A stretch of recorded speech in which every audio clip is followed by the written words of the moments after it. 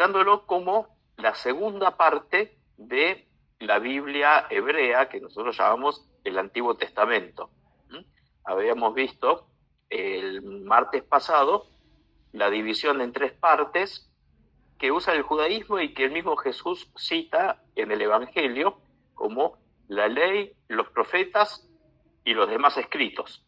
Jesús a veces dice, y los salmos, que eran las escrituras que precisamente hablaban de él. Son las que les va a explicar a los discípulos de Emaús, comenzando por Moisés y siguiendo por los demás profetas, les fue explicando todas las escrituras que se referían a él. Pero, por otra parte, el conjunto que llamamos los profetas tiene dos partes, veíamos, ¿no? Una que corresponde a lo que nosotros llamamos libros históricos, desde la entrada a la tierra prometida, ¿no? El final del Éxodo, ¿no? Cuando termina el Pentateuco, y Josué guía al pueblo de Israel a cruzar el Jordán y entrar en el país de Canaán. Desde ahí, la época de los jueces, que es la época en que esa tierra está siempre en peligro de desposesión por otros pueblos que también se la disputan, y cómo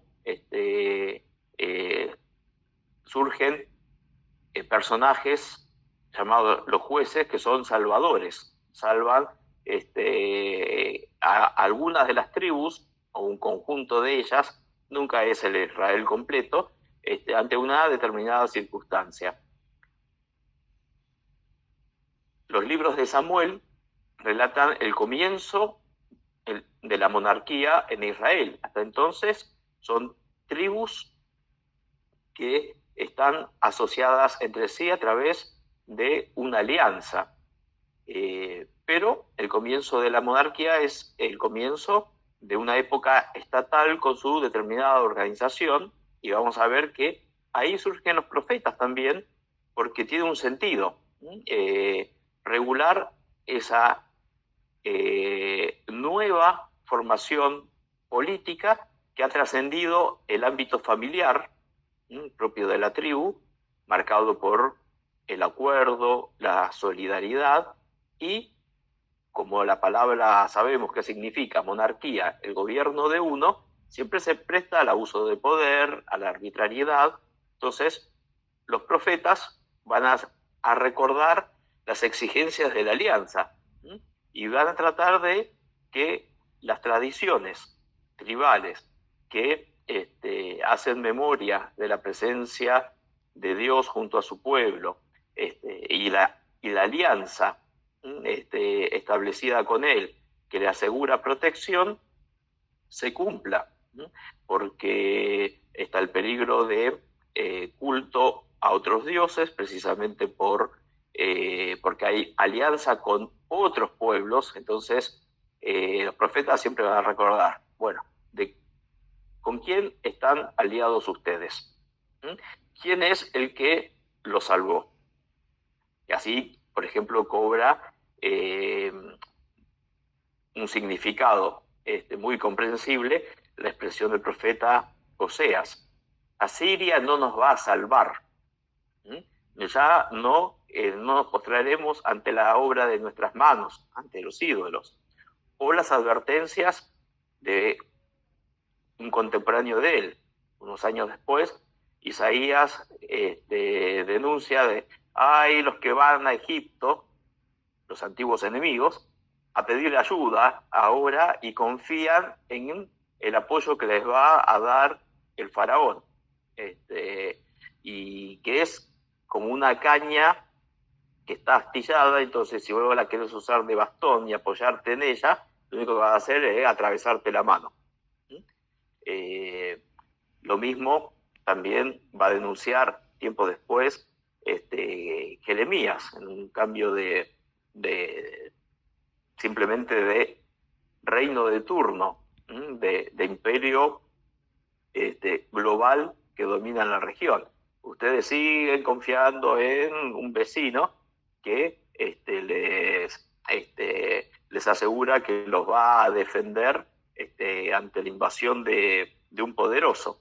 ¿Por qué no practican la justicia? ¿Por qué no cumplen la alianza establecida con Dios?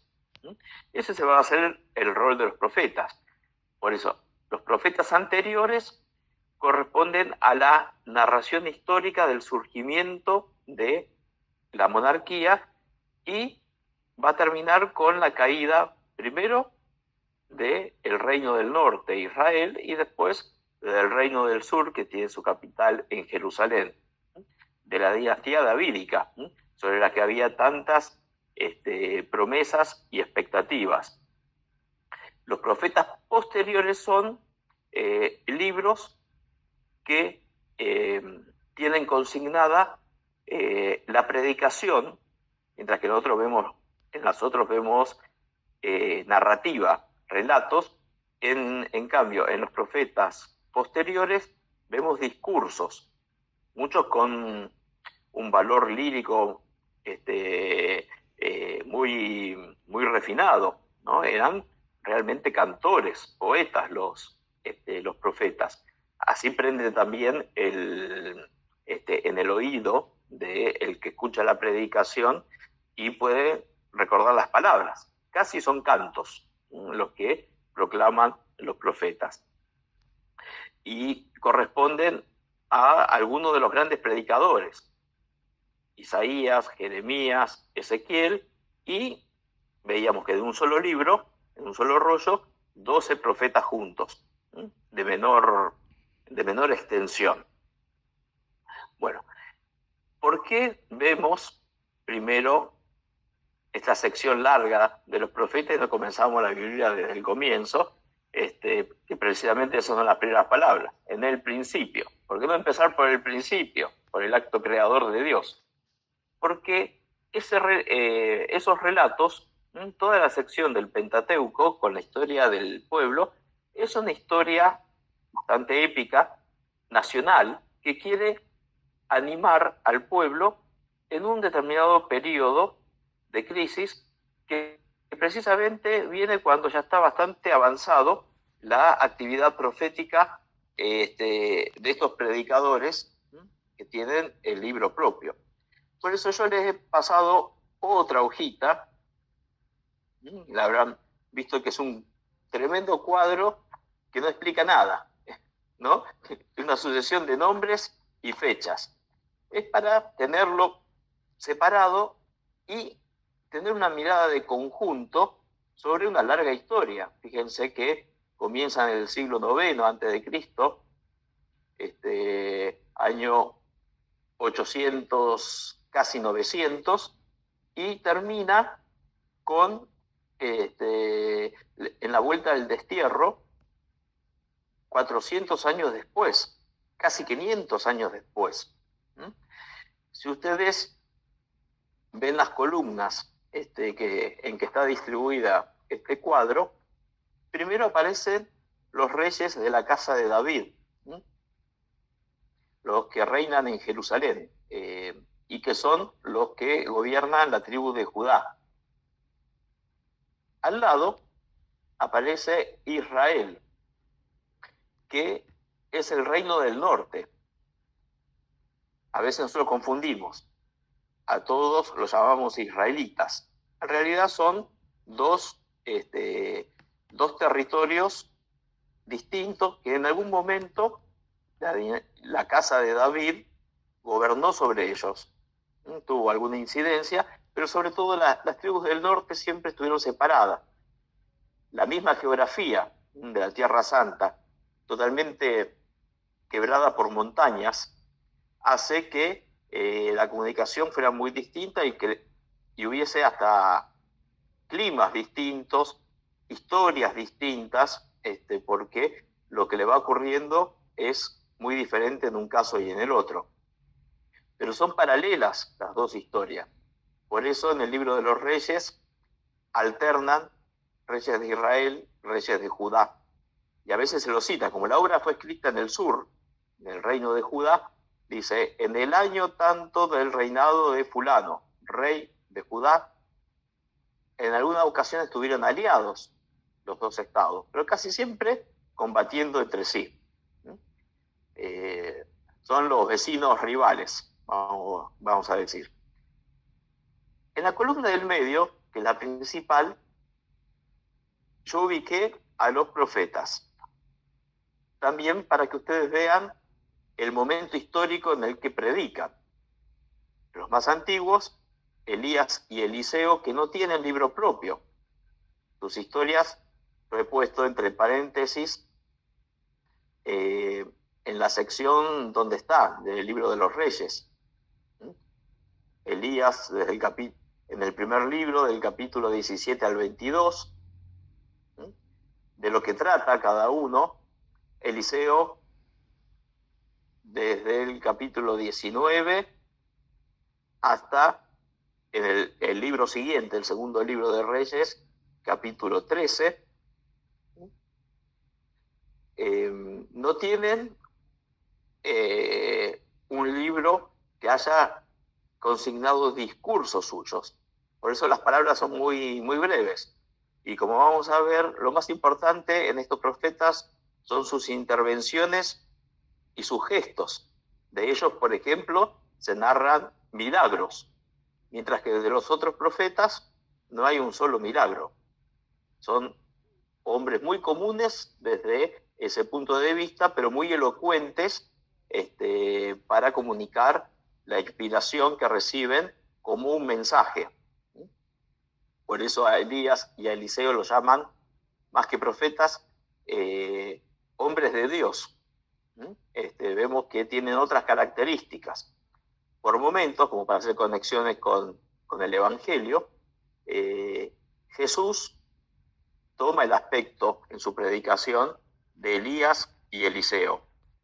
De hecho, en algunos de los milagros de Jesús, multiplicación de los panes, resurrección del hijo de la viuda, se lee como primera lectura ese domingo la narrativa de Elías y Eliseo, que habían multiplicado el pan también, o que habían resucitado al hijo de una viuda.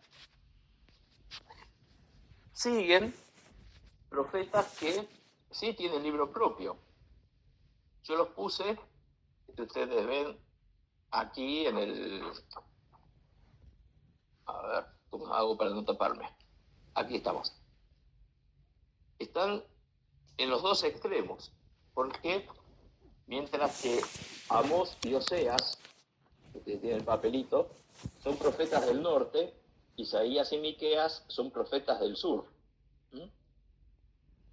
Después, todos los profetas que siguen, Sofonías, Jeremías, Habacuc, Nahum, son profetas del sur.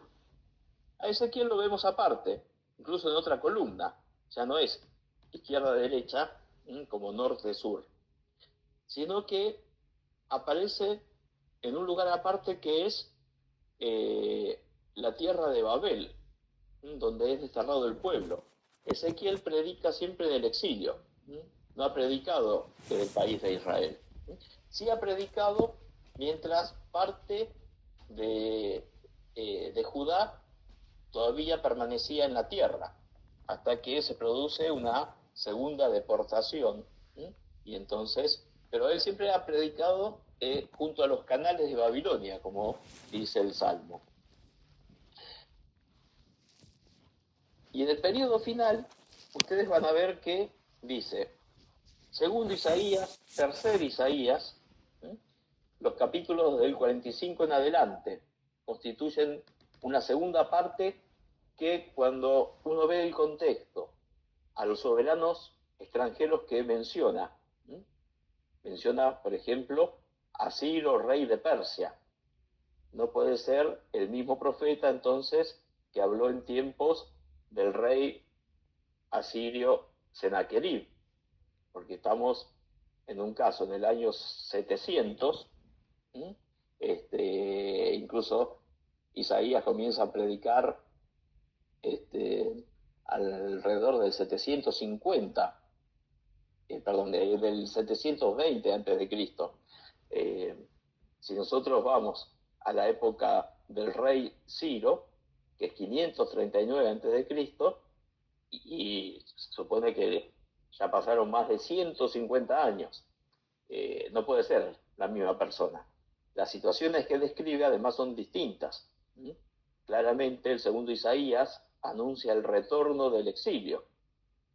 En el caso del Isaías histórico, que predicó en tiempos del rey Ahaz y de su hijo Ezequías, estaban todavía en Jerusalén, y Babilonia ni había aparecido en la escena mundial. Y aparece un tercer Isaías. A partir del capítulo 58 vemos que también la situación cambia, porque ya se está describiendo una situación, por ejemplo, de injusticia social, con la gente que ha vuelto del destierro. Siempre es difícil volver a un país como inmigrante. Los que nacieron en Babilonia y vuelven a la tierra de sus padres, como mis padres y mis abuelos cuando llegaron de Italia, tuvieron que arrancar de cero, no tenían casa propia. Si sus padres la habían tenido, esa tierra ya estaba ocupada por otros pobladores, judíos también, pero el que se fue, se fue. El otro, los que se quedaron, ocuparon los campos, etc. Entonces hay una situación de conflicto, ¿sí?, a la que se refiere los capítulos 58 en adelante de Isaías. Por eso a Isaías se lo divide en tres partes y supuestamente son tres personajes distintos, lo que antes, de una manera sin juicio histórico, se consideraba que era una misma persona.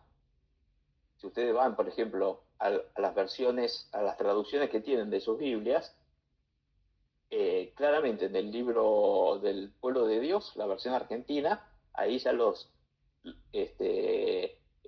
señala las tres partes. Se dice, primera parte del profeta Isaías, segunda parte del profeta Isaías, del libro de Isaías.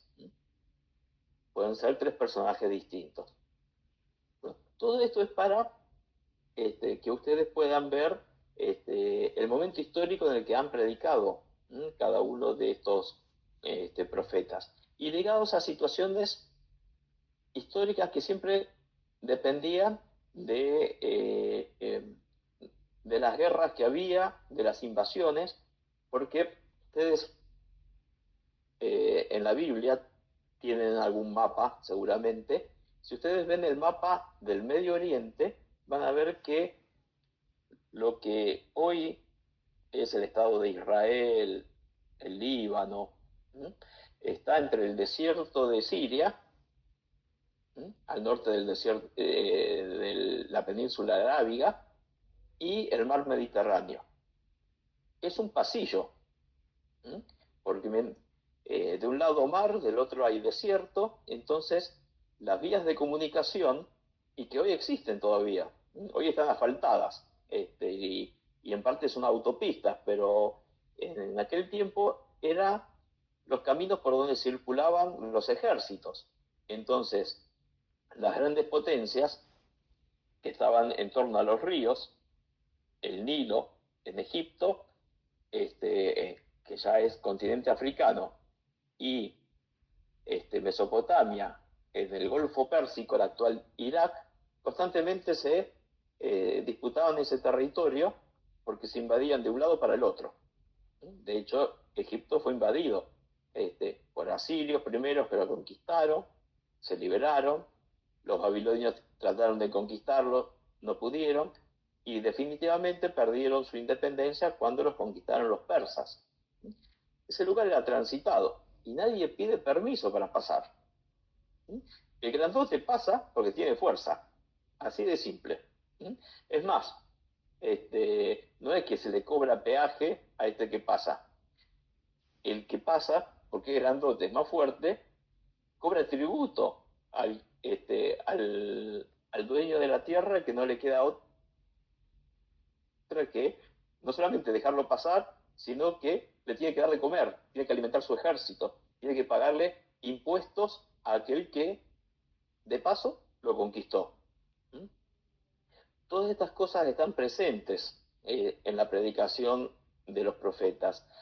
Y sobre todo van a advertir los profetas a los reyes que no pueden estar oscilando en ese juego político, porque es como el que apuesta.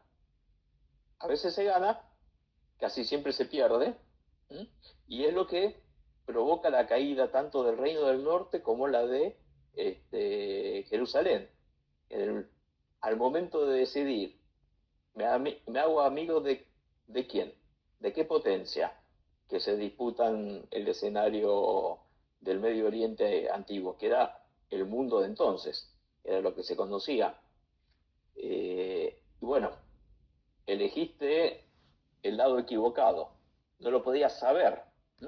Por eso los profetas advierten. Los reyes también recurren a los profetas para pedir consejo. ¿De quién me hago amigo? Y los profetas, para sintetizar el mensaje, es: hacete amigo de Dios, obedece al Dios de los padres, que te manda cosas que a vos mucho no te gustan, pero ahí va a estar tu salvación. ¿Sí?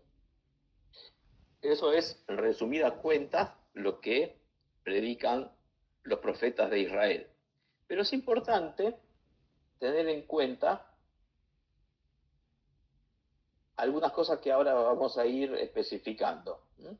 En primer lugar, cómo se formaron los libros de los profetas.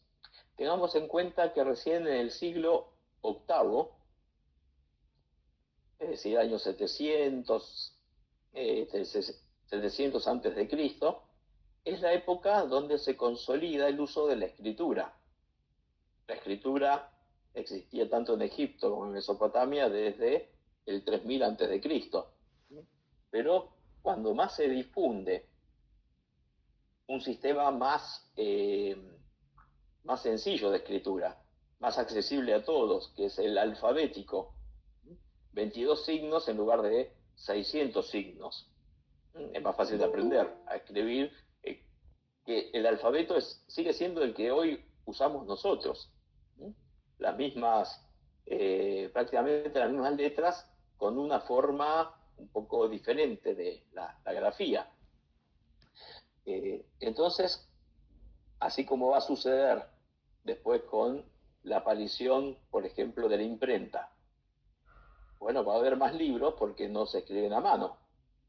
La aparición de este sistema alfabético de escritura hace que los registros aumenten. Los registros que al principio eran simplemente registros contables. La escritura se inventó para recordar lo que me debía el otro, que no me fuera a dejar de pagar. Así de sencillo. Primero la contabilidad, después los recuerdos históricos, las leyendas. Sí, hay una pregunta por ahí. ¿Sí? Josefina, ¿levantaste la mano o se te escapó el cursor? Bueno, este, en primer lugar, el registro fue contable, después surge la literatura, finalmente el pensamiento, la reflexión filosófica. Y este siglo VIII es una época donde en todo el Antiguo Oriente se van multiplicando las bibliotecas. En Asiria está el rey Asurbanipal, que tiene una inmensa biblioteca donde todas estas leyendas de la antigüedad, relatos épicos, lo que nos va a permitir ver precedentes de historias muy parecidas a la de la Biblia, fueron puestas por escrito, o por lo menos las copias, en ese tiempo. Hoy gran parte de eso está, no me animo a decir la mayoría, pero muchísimo está en el Museo Británico. Y por eso ustedes van a ver que algunas de las citas de vuelta del cuadrito histórico no aparece entre paréntesis, sino entre corchetes. ¿Sí? Aparece una referencia histórica que si ustedes van al apunte, donde está toda la otra explicación, yo lo puse como enlace.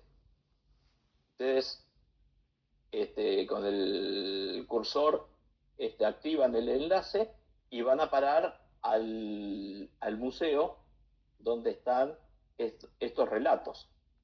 A mí me pareció interesante que cosas que a veces citamos, sí, lo podemos ver en una antología, en una colección de textos, que de hecho han editado muchos eruditos, pero poder ver la foto en el museo y que eso tiene un soporte físico, está muy bien custodiado todo eso.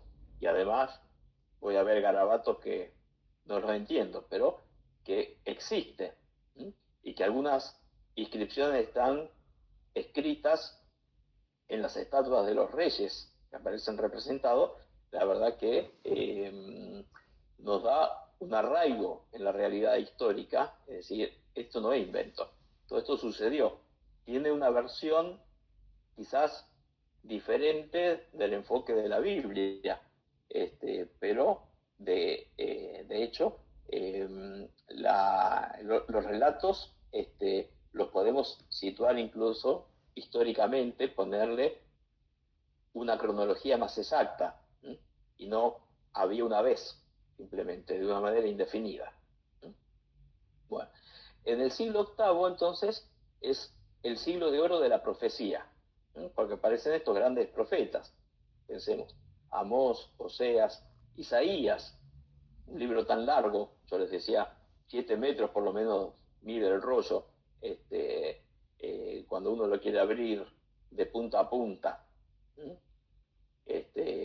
Miqueas y después ya los otros profetas que han seguido, eh, mientras comenzaba a ser consignado por escrito lo que era una predicación oral. El profeta predica para que lo escuchen. ¿Sí? Le dice algo al pueblo o a los reyes. A veces se pone por escrito. ¿Sí? Y sobre todo se ponía por escrito porque dice, ya que estoy hablando para la pared, porque no me prestan atención de lo que estoy diciendo, mañana habrá otra gente que sí le va a prestar atención. ¿Sí? Esa era la expectativa de los profetas. Incluso la orden de Dios, en Isaías 8, consigna todo en un libro, ¿sí? Para que haya un recuerdo. En el libro de Jeremías se cuenta que Jeremías le dicta un largo rollo, con todas las amenazas de castigo para el pueblo porque su rey es idólatra, etcétera. Y el pobre Baruch escribiendo. Le quedó así la mano a Baruch de tanto escribir. Y cuando se lo va a leer al rey, el rey va escuchando y mientras va cortando, dice, con una navaja, el pedazo de rollo y lo tira al fuego en un brasero, porque dice, hacía frío. Un acto de desprecio más claro no puede haber. Así puede haber, pero es más grosero. Mirá lo que hago con las palabras del profeta. Mirá cuánto miedo me causan. Se hacen humo. Y cuando Baruch vuelve a la presencia de Jeremías, dice, bueno, ¿cómo te fue? Y mirá, la verdad que no me fue muy bien. Bueno, sentate, agarra otro rollo, te vuelvo a escribir de vuelta, y con alguna amenaza más, de castigo porque han despreciado las palabras que Dios le ha comunicado. Entonces, en esta época en que se escribe tanto, pensemos que en Europa, esto también hay que tenerlo en cuenta, hoy miramos el Medio Oriente como una zona de gente bárbara, atrasada. La comparamos con, con el grado de civilización europea, que nos parece tan evolucionado. Pero pensemos que la civilización surgió en esa región y los grandes imperios hasta la llegada y la conquista de Alejandro Magno, 300 antes de Cristo, toda la historia se movió en ese lugar. Y mientras surgían las primeras grandes ciudades en Mesopotamia, 3000 antes de Cristo, en Europa estaban en la edad de piedra todavía.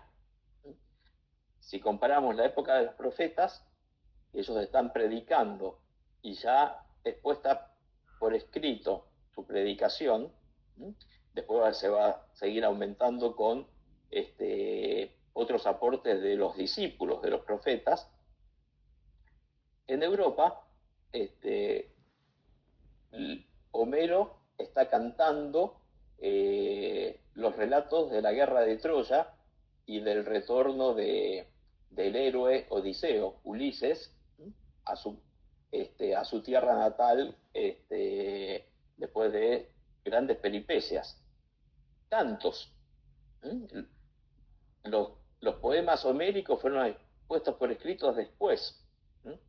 Una sociedad menos desarrollada que la que había mientras en el Oriente. Entonces, pensemos que todavía no había sido puesta por escrita la Ilíada y la Odisea, y que todavía no se había desarrollado la democracia ateniense. Reciente vamos a verla en el siglo VI y V antes de Cristo, tiempo después. Roma era un conjunto de chozas en la época del profeta Isaías. Mientras él predicaba en la capital, en Jerusalén, Roma era un conjunto de simples cabañas con techo de paja edificadas sobre 7 colinas, como para tener la perspectiva histórica.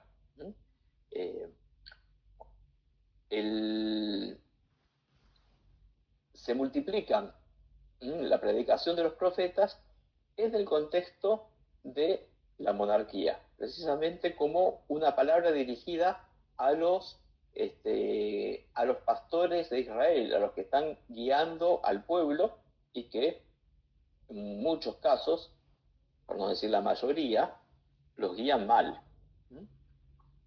En esta primera página pongo 2 citas de los profetas.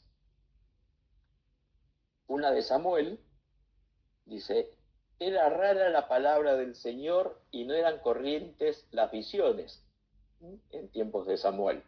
Era algo muy extraño que aparecía muy de vez en cuando. En cambio después, tiempos de Oseas, 2 siglos, por lo menos 2 siglos después, 3 casi, dice: hablaré a los profetas, multiplicaré las visiones y por medio de los profetas hablaré en parábolas. El ámbito en el que los profetas predican, el lugar, vamos a ver que cada vez se aleja más del ámbito de la corte, precisamente porque los reyes no los escuchan, no le hacen caso. Al principio los tienen como consejeros, pero como no atienden sus consejos, los profetas van tomando distancia y después se dirigen directamente al pueblo. Por ejemplo, al comienzo de la monarquía vemos a un profeta que prácticamente está instalado en la corte de Jerusalén, la corte de David, el profeta Gad, y lo aconseja como un asesor militar, si tiene que ir o no a la guerra, si el Señor le va a dar la victoria o no. Otras veces, como en el caso de Samuel, tienen funciones de juez, también actúan en el culto. El profeta Natán es mucho más conocido. Es el que le dice que no construya el templo. ¿Mm? ¿Qué casa le vas a hacer al Señor si Él no necesita ninguna? ¿Mm? Es Él el que te va a hacer una casa a vos. ¿Mm? David quería hacer la casa de Yahvé, la hará su sucesor Salomón. En cambio, Yahvé construye la casa de David. Actualmente hay una serie en una de estas plataformas de streaming, se llama La Casa de David. Se refiere a la dinastía, a la descendencia, que es lo más importante. La casa siempre es más que un edificio construido con ladrillos, formado por paredes. Es una construcción viva, formada por piedras espirituales. Una casa son la familia que vive en ella, la que vive ahora, la que vivió antes y la que nace después. En una segunda etapa, los profetas, como les decía, se alejan de los reyes. Ahí vemos mencionado dos profetas más que tampoco tienen libro propio. Agías, que anuncia la división del reino de Salomón, y Miqueas, no el Miqueas del libro, es otro Miqueas que es llevado en el norte al palacio del rey Ahab, eh, porque el rey aliado, antes de ir a la batalla, dice, ¿consultaste ya a todos los profetas? Sí, a todos menos uno que nunca me dice nada bueno, ¿para qué le voy a preguntar? Yo ya sé lo que me va a decir. Ah, no, no, pero llámalo porque yo quiero escuchar su palabra. Lo llama y dice, anda, sí, anda a pelear porque te va a ir fenómeno. ¿Cuántas veces te dije, le dice el rey Ahab a Miqueas, que me digas la verdad? Se dio cuenta que era una ironía. Que no era verdad. Vi a Israel disperso por los montes, y vos vas a morir en el combate.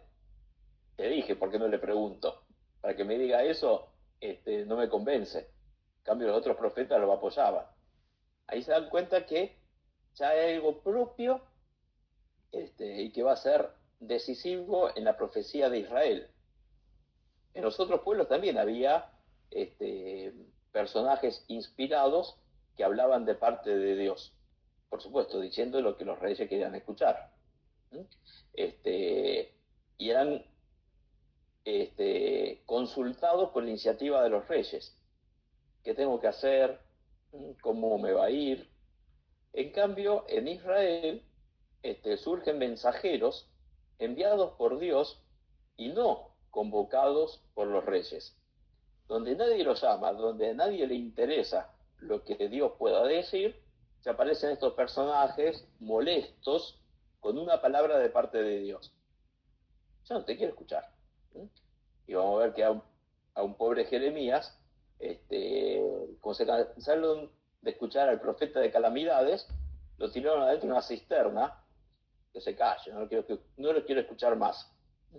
Y uno puede decir, ¿y para qué lo buscas? No, yo no lo busqué. Aparece solo, y me hace la cabeza, molestándome con sus anuncios catastróficos. ¿Mm? Por eso el título que he puesto y que define al movimiento profético de Israel, en eso se distingue de los profetas que aparecen entre los asirios, por ejemplo, que era para justificar a la monarquía, dice, así Yahvé advirtió a Israel y a Judá. Dios se los envía no para molestar, sino para encauzar. Ustedes recordarán la parábola de Jesús sobre los viñadores homicidas, eh, que dice un hombre edificó una viña, la arrendó a unos viñadores y después enviaba a los mensajeros para recoger los frutos. Y uno por uno, a uno lo volvieron a palo, a otro lo pedrearon, a otro lo mataron, y le siguió enviando. Al final le envió a su hijo diciendo: a él lo van a respetar. Así advertía Yahvé a su pueblo a través de los profetas. Una pregunta que es importante, porque la idea que tenemos en general es que el profeta es un vaticinador de eventos que están por suceder. Predicen el futuro. Bueno, ¿en qué se distingue de un adivino? Bueno, ahí precisamente es donde vamos a ver la diferencia, porque el profeta es el que proclama la voluntad de Dios. Sí, revela acontecimientos del futuro, pero ante todo me recuerda las exigencias de la alianza, y que las conozco del pasado. Cuando un profeta como Amós, por ejemplo, dice, critica la fiesta que se hacen algunos, mientras que otros se mueren de hambre. Venden al pobre por un par de sandalias. Están describiendo una situación que ellos ven con claridad y que cualquiera que tuviera un poquito de sensibilidad y que no mira para el costado, también la captaría. Por supuesto, si tiene esa sensibilidad que me da la voluntad de Dios expresada a través de los mandamientos. Si yo tapo el oído, ¿vieron esa imagen de los monitos que se tapan los oídos, se tapan los ojos, la boca? Es lo contrario de los profetas. No quieren ver, no quieren oír, no quieren escuchar. En cambio, los profetas conocen la voluntad de Dios, no solamente porque Dios los inspira, afina su mirada, su conciencia, para que puedan ver realmente la realidad. No es que simplemente le está chistando al oído, contándole los secretos, lo que está por realizar. Si bien ellos anuncian lo que está por suceder, lo conocen ante todo porque conocen a Dios, conocen sus sentimientos. Entonces los profetas ante todo son esa gente que, por la gran comunión que tienen con el corazón de Dios, conocen las reacciones de Dios. Casi como, imagínense una conversación que alguien tan presente, un conocido de ustedes, y hay otro que está diciendo cosas que ustedes saben que a la otra persona le van a doler, y el otro ni enterado. Nosotros lo conocemos porque es nuestro amigo, y con solo mirarlo ya sabemos lo que nuestro amigo está pensando ante lo que está presenciando o escuchando. Así sucede también con los profetas. Conocen el corazón de Dios, y por eso dice: Dios se siente como el esposo engañado, por ejemplo. ¿Por qué? Porque su pueblo se ha ido detrás de otros dioses, o se ha ido detrás de otros amantes, que son esos pueblos en los que ha puesto la confianza, y se olvidó del amor de su juventud, cuando salió de la tierra de Egipto, esa relación esponsal que había entre Dios y su pueblo. Por eso son los comunicadores de la voluntad de Dios. Y cuando a nosotros nos ungen en el bautismo con el crisma, dice: para que seamos profetas, sacerdotes y reyes. Nosotros participamos de la función profética de Jesús. Nosotros también tenemos que proclamar, como han hecho los profetas del pasado y como ha hecho Jesús, la buena noticia, lo que Dios quiere realizar para la humanidad. Hay otros mediadores, por eso esa triple función. La comunicación entre Dios y su pueblo se da a través de esos mediadores. Los sacerdotes santifican, hacen llegar la bendición de Dios al pueblo y elevan la oración del pueblo hacia Dios para que la escuche. Siempre la comunicación es en las dos direcciones. Los profetas comunican las palabras de Dios. Sí, van a expresar también en muchos casos los sufrimientos del pueblo,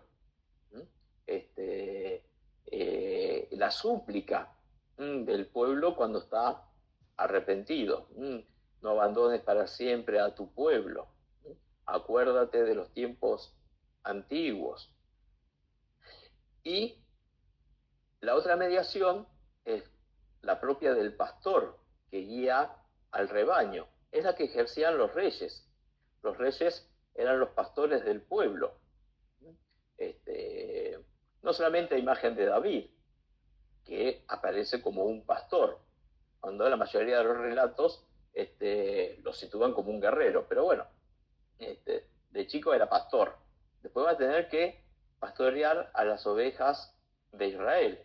Ustedes piensan que el rey de Babilonia, de la antigua Babilonia, Hammurabi, cuando describe las leyes que establece para su pueblo, dice, él recopila las leyes que se habían ido engendrando a través de las costumbres, lo llamamos el derecho consuetudinario, y él lo establece como un código, el código de Hammurabi.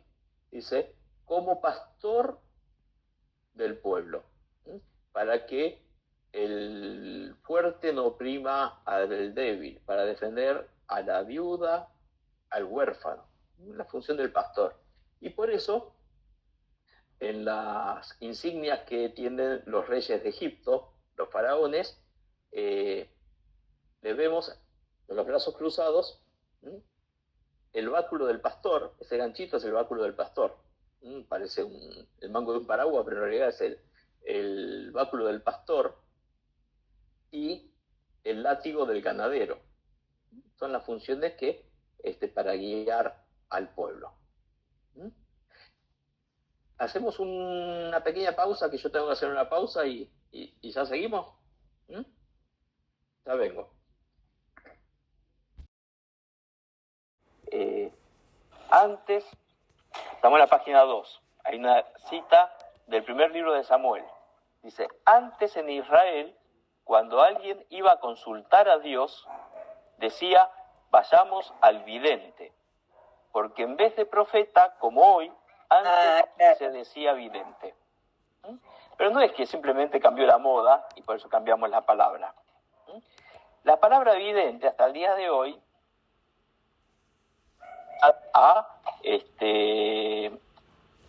a un deseo de casi lo mágico, manipular la voluntad de Dios.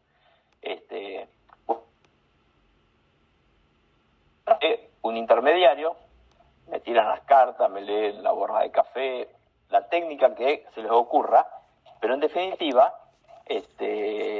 ¿para qué quiero saber? Lo que Dios me está preparando, lo que ha dispuesto. Si ya me dijo muy claramente cómo yo tengo que vivir. Encárgate de eso, el otro, como dice Jesús claramente en el Evangelio, déjalo en manos de Dios.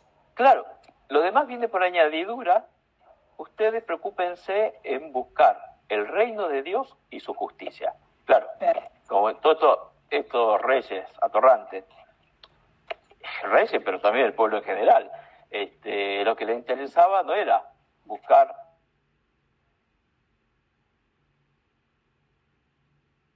su voluntad a través del cumplimiento que yo hago obediente a los mandamientos. Me interesa.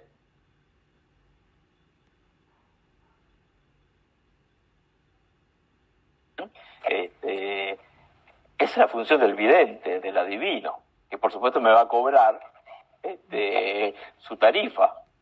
El profeta predica gratuitamente. Es más, me dice sin que le pague.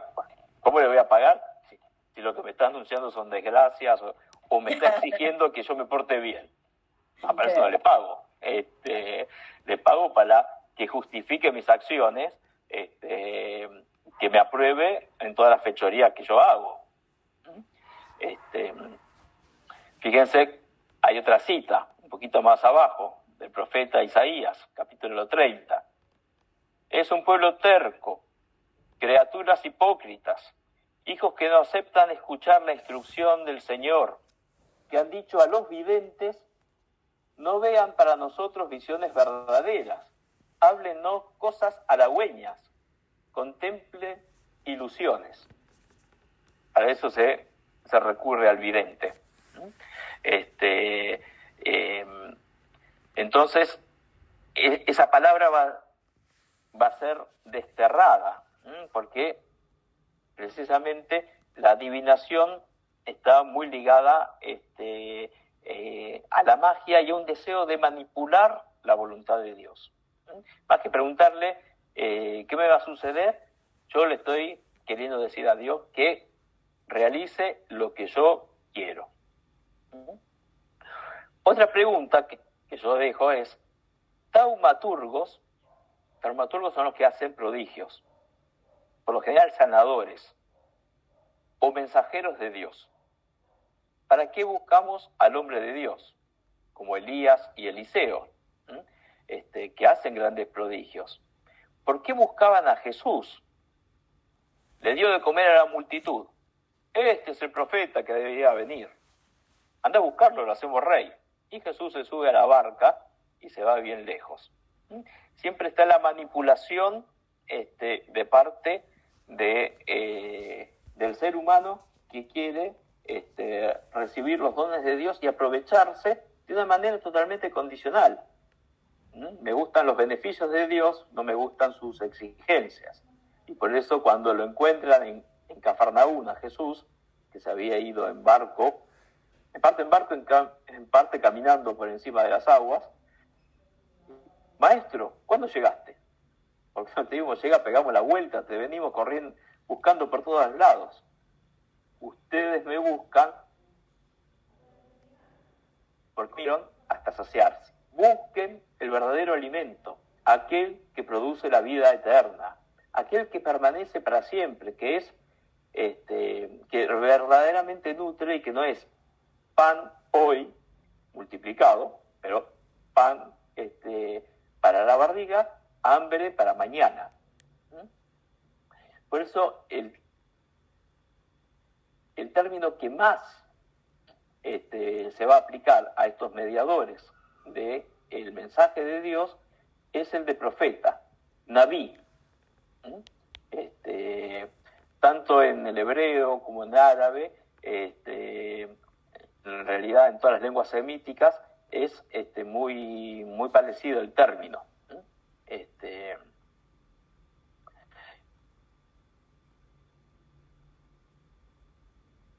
Los medios de comunicación entre este profeta, este mensajero y Dios son dos.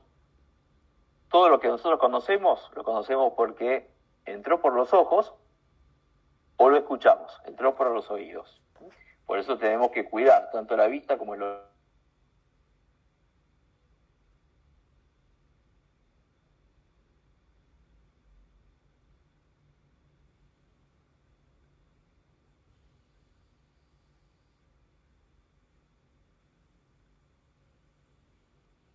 Amós, Abdías, Miqueas, Habacuc, dice: visión del Señor a el profeta fulano.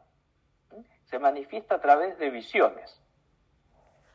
Y que esa visión, ante todo, es la purificación de la mirada para que en la realidad cotidiana pueda descubrir lo que está sucediendo y pueda proyectarse a lo que va a suceder. La otra fuente de comunicación es la escucha, el oído. Cada mañana el Señor abre mi oído, me dio oídos de discípulos, porque yo puedo tener los oídos muy tapados, no escucho lo que Dios me dice, me vuelvo sordo a sus palabras, pero sí estoy escuchando otras cosas, las que más me convencen a mí, o las que más me interesan. Y suena tanto al oído del profeta, que es obviamente una escucha interior, no es que simplemente entra activando el tímpano, como en el caso de Jeremías, que cuando el profeta ya está cansado de escuchar palabras que después, cuando las comunica, lo único que provoca es enojo en el pueblo, enojo que muchas veces le manifiestan a través del maltrato. Dice, yo dije, no voy a escuchar más su palabra, no voy a hablar más en nombre de él. ¿Y qué es lo que sentí? Como un fuego que me quema adentro. No puedo dejar de hablar, van a decir después Pedro y Juan, después de haber visto y oído a Jesús resucitado, no podemos dejar de proclamar lo que hemos visto y oído. Esos son los canales de comunicación que tienen los mensajeros de Dios con Dios. ¿Y cuáles son los canales de comunicación con los destinatarios del mensaje? Es decir, el pueblo. A veces la palabra, una palabra que ha cultivado géneros muy distintos. La poesía, el canto fúnebre, cuando uno tiene que anunciar desgracias, la comparación, que es lo propio de la parábola, el canto de amor, voy a cantar el canto de amor.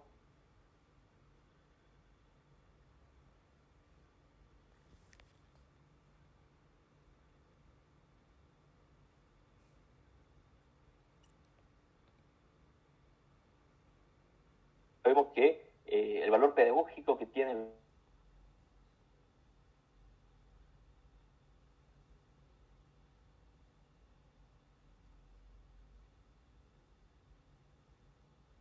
hablando este hombre, pero hay gestos que todo el mundo los entiende en cualquier idioma, en cualquier lengua.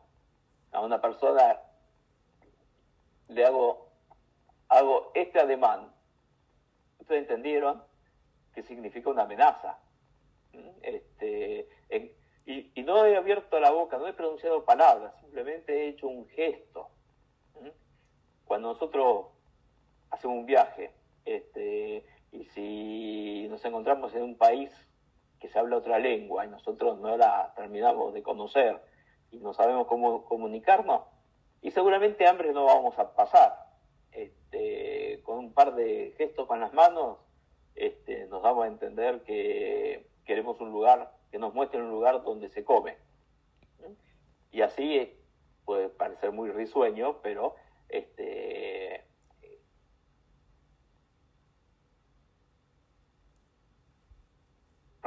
hablar con las manos, porque más o menos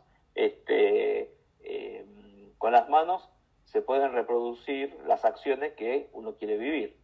Los profetas realizan acciones simbólicas y que despiertan la atención del pueblo. Por ejemplo, a Ezequiel se le muere la esposa y él no hace duelo. Todo el mundo lo mira, ¿qué le pasa a este hombre? Che, decime, ¿qué? O está medio mal de la cabeza, o no te cayó la ficha, o nos querés decir algo. Así dice el Señor.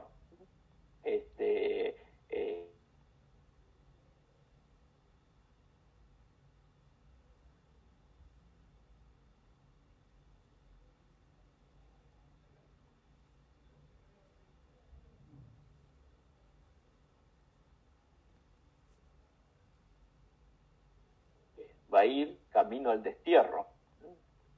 No hay tiempo para el duelo. O el profeta Isaías dice, se estuvo paseando por el medio del pueblo desnudos. Aire. A la colita afuera. Más exhibicionismo, lo más claro no lo puedo hacer. ¿Qué le pasó? ¿Se piró? ¿Le chufló el moño a Isaías? No, describe el gesto de los prisioneros de guerra. Así va a pasar con Egipto, en quien ustedes confían.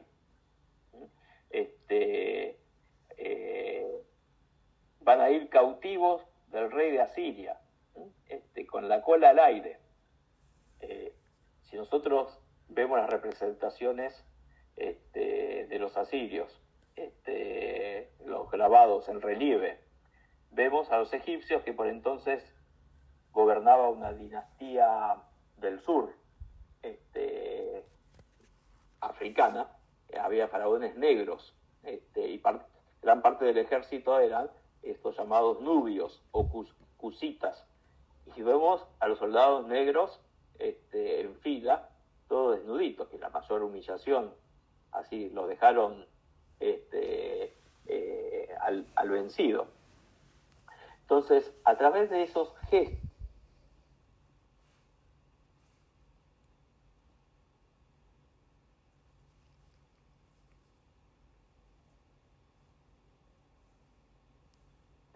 a un artesano que está tratando de moldear una vasija de barro. Y en un momento de que está renegando mucho el hombre y hace todo un bollo, amasa, otra vez comienza de nuevo. Así dice el Señor. Así pasa con mi pueblo, que es duro, que no se deja moldear. Va a ser desechado, va a ser de vuelta amasado, porque Dios tiene que empezar su obra otra vez. Isaías lo va a decir con palabras. Señor, nosotros, tú eres el artesano, nosotros somos arcillas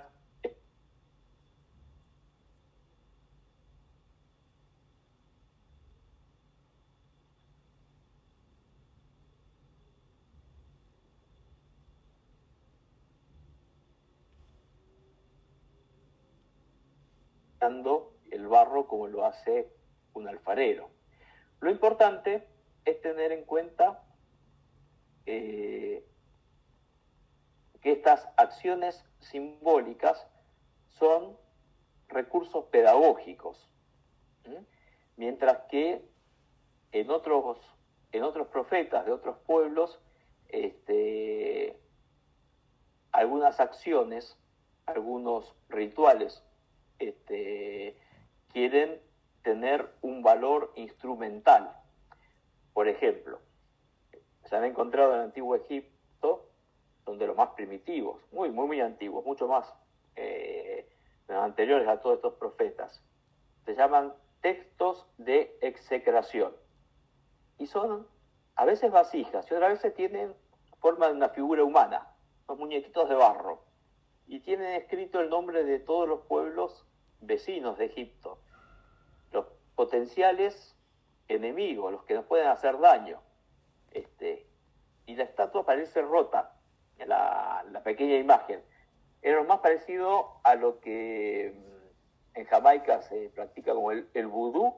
Agarro el muñequito, la imagen de un adversario y lo pincho para hacerlo sufrir, para que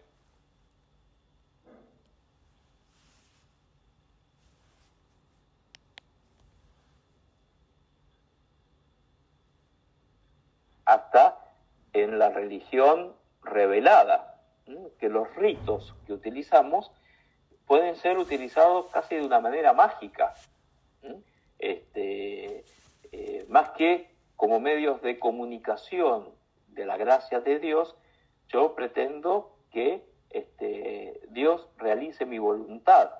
Entonces le damos un carácter mágico, a veces hasta los mismos sacramentos. Y la gran diferencia es que el acto de magia lo decide el hombre, en cambio el gesto simbólico del profeta lo ordena realizar Dios. Cuando nadie lo buscaba, ni siquiera el profeta estaba tranquilo en sus cosas, Dios le manda hacer una...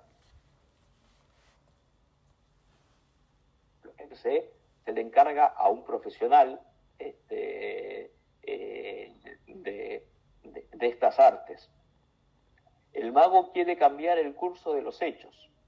El profeta quiere que cambie el corazón del hombre para que acepte el plan de Dios que él ha decidido y que ellos están anunciando. Bueno, dejamos aquí en esta presentación general de lo que encontramos en los libros de los profetas de una manera más pormenorizada. Quise expresar más o menos lo que tienen en común